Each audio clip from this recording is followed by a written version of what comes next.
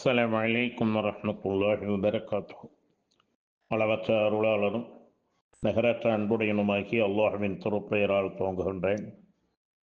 கற்றுக்கொள்வோம், கடைப்பிடிப்போம். தினம் ஒரு தகவல் எண் 1230. தலைப்பு: அல்லாஹ்வின் நற்செய்தியும் எச்சரிக்கையும். தொடர் 9. அன்பானவர்களே, கண்ணியத்திற்குரியவர்களே, அல்லாஹ் சுப்ஹானஹு வ தஆலா நாம் நேர்வழி பெற வேண்டும் என்பதற்காக அவனுடைய திருமறை குர்ஆனை இறை தூதர், இறுதி தூதர் முஹம்மது ஸல்லல்லாஹு அலைஹி வஸல்லம் அவர்களுக்கு வழங்கி அவர்கள் மூலமாக நமக்கு இந்த பாக்கியத்தை தந்திருக்கின்றார். குல் ஐயு ஷைஇன் அக்பர் ஷஹாதா குலில்லாஹு ஷஹீதும் பைனி வ பைனக்கும்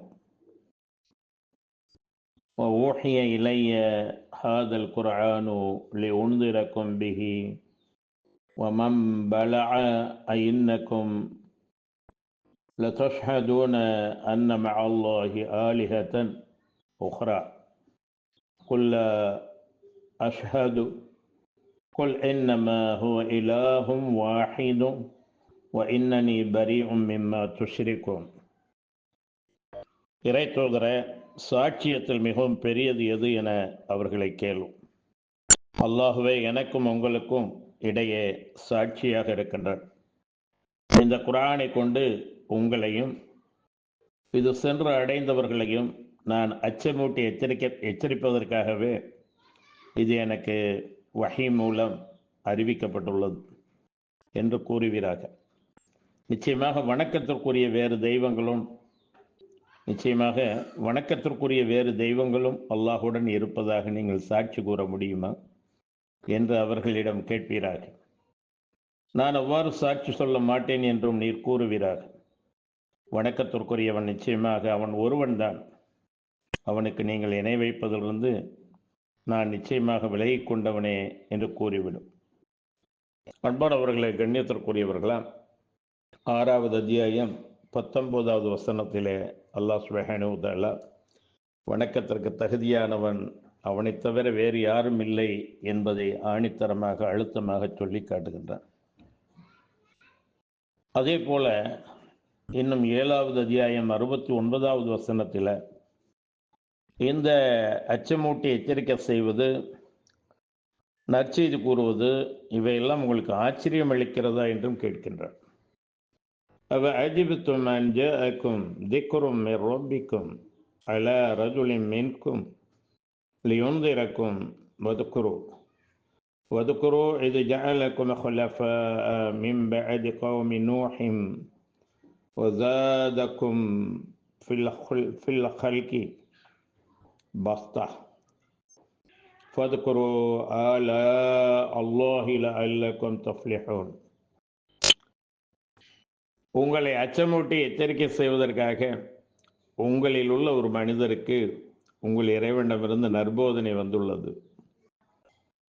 உங்களை அச்சமூட்டி எச்சரிக்கை செய்வதற்காக உங்களில் உள்ள ஒரு மனிதருக்கு உங்கள் இறைவனிடமிருந்து நற்போதனை வந்துள்ளது பற்றி நீங்கள் ஆச்சரியப்படுகிறீர்களா? நூஹுடைய சமூகத்தாருக்கு பின்னர் அவன் உங்களை பூமியில் பெண் தோன்றல்களாக்கி வைத்து உங்கள் உடலில் பலத்தையும் அதிகமாக்கியதை நினைவு கூறுங்கள். எனவே அல்லாஹ்வின் அற்கொடைகளை எல்லாம் நினைத்து பாருங்கள், நீங்கள் வெற்றி பெறுவீர்கள் என்றும் இறை தூதர் ஒருவர் கூறியதை அல்லாஹ் இந்த இடத்துல சொல்லி காட்டுகின்றார்.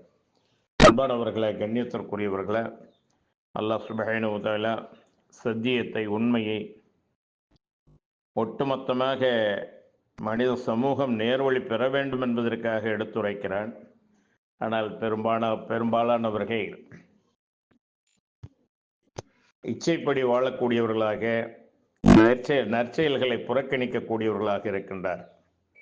அல்லாஹ் கூறுகின்றான், ஆணாயினும் பெண்ணாயினும் மூமினாக இருந்து யார் சன்மார்க்கத்திற்கு இணக்கமான நற்செயல்களை செய்தாலும் நிச்சயமாக நாம் அவர்களை உலகில் மனமிக்க தூய வாழ்க்கையில் வாழச் செய்வோம்.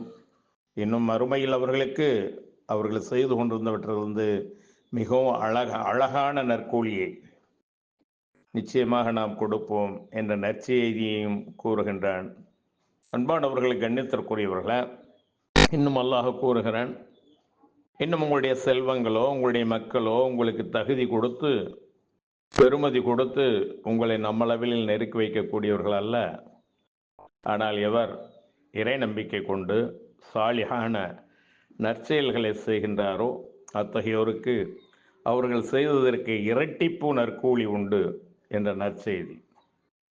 மேலும் அவர்கள் சுவனபதியின் உன்னதமான மாளிகைகளில் நிம்மதியுடன் இருப்பார்கள் என்ற இறைச்செய்தி 34வது அத்தியாயம் 37வது வசனத்தில் கூறப்பட்டிருக்கின்றது.